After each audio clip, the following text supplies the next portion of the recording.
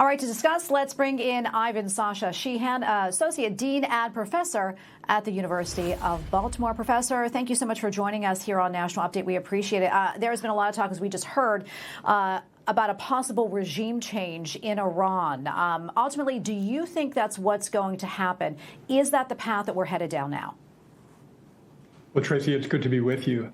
I firmly believe that the only viable solution to this crisis remains the overthrow of this regime by the people of Iran and the Iranian resistance.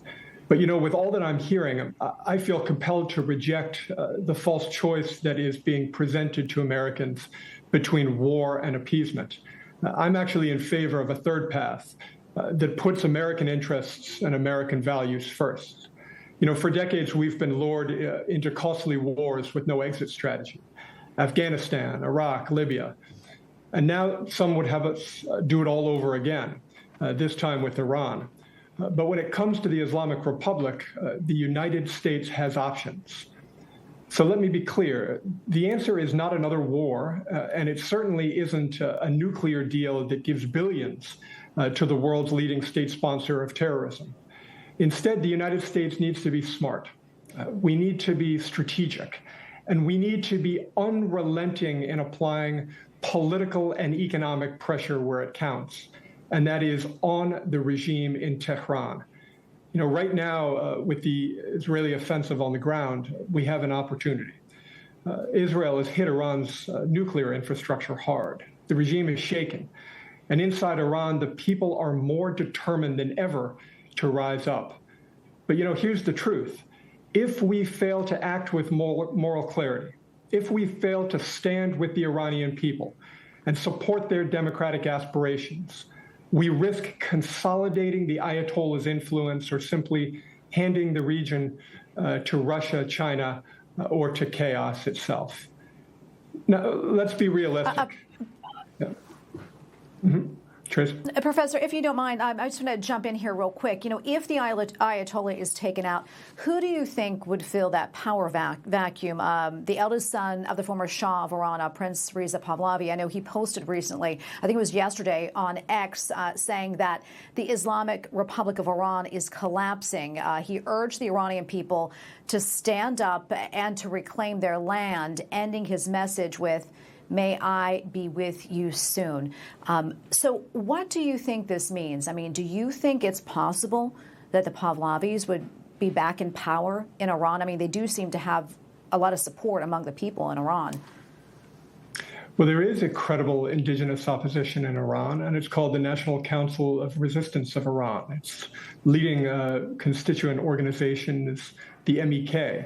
Now, to be clear, you know, to address your question, there are some who want to bring back the Shah, and there are others who also want to negotiate with the Ayatollahs. But both are wrong, because Iranians want democracy, not monarchy, and they certainly don't want another deal that keeps the Ayatollahs in power.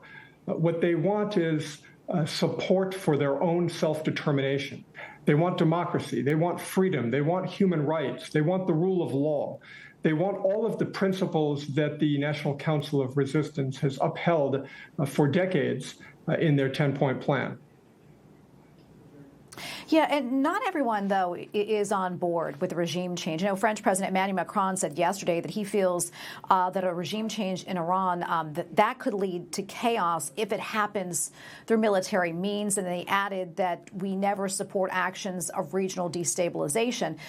Professor, I want to get your thoughts on that. I mean, we did see a regime change just recently in Syria when Assad was overthrown. I think that was back in December. So why do you think Macron feels this way about Iran?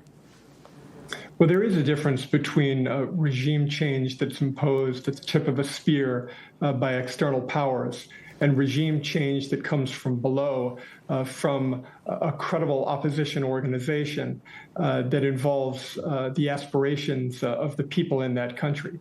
Now, to be clear, you know, Tracy, there may be a time for war, and there may be a time for the United States to become involved in Israeli operations on the ground. If there's a direct attack on U.S. forces or facilities, the United States will necessarily need to become involved. if there are American fatalities, civilian or military, that is caused by Iran or its proxies, the United States will need to become involved. Or if there is a major threat to U.S. embassies or bases or key allies in the region, the United States should get involved. But short of these red lines, our focus needs to be strategic and not kinetic. And as I said, we do have an indigenous, credible opposition in Iran that the United States can support. And that type of regime change will ultimately lead to a more lasting peace, not just in Iran, but in the region more broadly. Yeah, I quickly want to touch on this before we run out of time. Prime Minister Benjamin Netanyahu said in an interview with Fox News that Israel's Operation Rising Lion, that this could actually lead to a regime change. What are you hearing from the Iranian people? I mean, do they feel that way too? And is that what they want? Well, I believe the Iranian people have wanted regime change for decades. It's very clear when you look at the countrywide uprisings that have unfolded across the country that they want social and political change. They want human rights. They want the rule of law.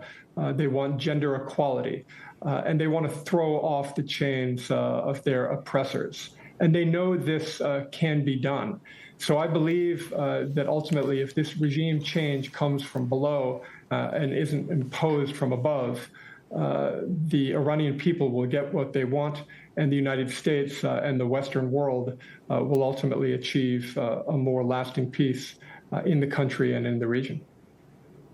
All right, we're going to leave it right there. Professor Sheehan, appreciate you coming on and your perspective. Thank you so much, sir. It's a pleasure.